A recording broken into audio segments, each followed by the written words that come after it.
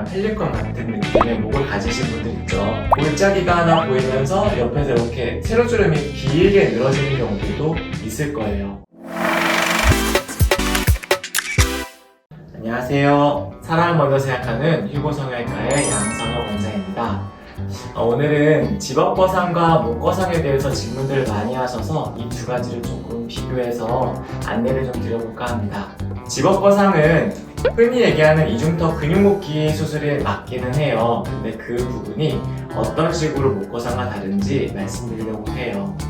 이 모형을 보시면 목을 감싸고 있는 근육을 표현해 놓은 이 테이프가 보일 텐데, 목을 감싸는 근육은 활경근이라고 해서 이게 폭이 넓은데 되게 얇은 그런 근육으로 이루어져 있어요. 그래서 안쪽에 있는 신경이나 근육 그리고 혈관 등을 보호하고 있는데, 이 턱 끝에서부터 목이 이어질 정도로 이렇게 약간 펠리컨 같은 느낌의 목을 가지신 분들 있죠. 골짜기가 하나 보이면서 옆에서 이렇게 세로주름이 길게 늘어지는 경우들도 있을 거예요. 이런 경우에는 턱 아래쪽으로 2cm나 3cm 정도 절개를 해서 근육을 이렇게 차곡차곡 묶어주는 수술이 바로 집업거상입니다. 짚어 올리는 것의 형상을 따서 저희 병원에서는 집업거상이라고 부르고 있어요. 근데 이게 목거상과의 차이점이 뭐냐 하면, 거상 수술은 다들 아시겠지만 근막을 당겨주는 게 가장 중요하다고 알고 있잖아요.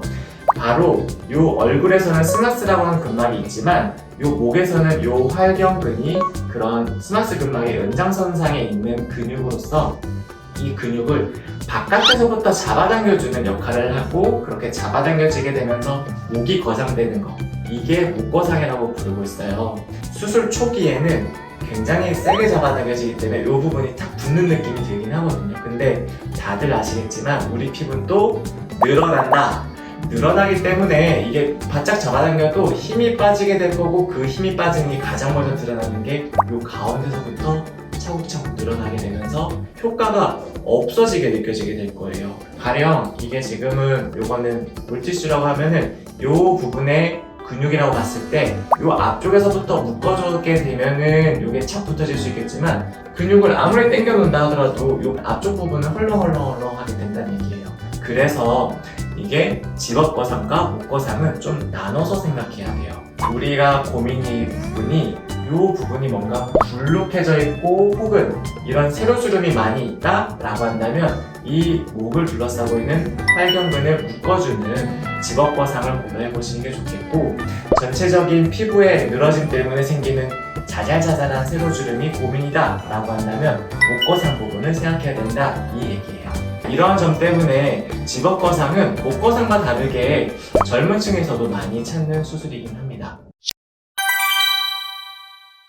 나이가 있으신 분들 같은 경우에는 이 근육의 늘어짐이 있기 때문에 바깥쪽에서 잡아주는 것도 필요할 뿐만 아니라, 잡아당겨주게 되면 또 앞쪽 부분이 계속 처져 보이게 되거든요. 그래서 이게 보시다시피 앞에서 잡아주고 뒤에서 당겨주게 된다면 저의 지금 이런 모습처럼 더 턱선이 명확해질 수 있어서, 보통은 늘어짐이 조금이라도 있다면 집업거상과 목거상 같이 하시는 걸 추천하게 됩니다. 정리하자면 목거상은 목에 있는 근막층인 이 활경근을 바깥으로 잡아당겨주는 수술이고, 집업거상은 이 앞쪽에서부터 중앙에서 모아주는 수술이다 라고 생각하시면 될 것 같습니다. 그래서 오늘 집업거상과 목거상에 대해서 안내드렸는데요. 혹시 더 궁금한 점이 있다면 여기 아래 댓글 남겨주세요. 제가 언제든지 다시 한번 말씀드리겠습니다.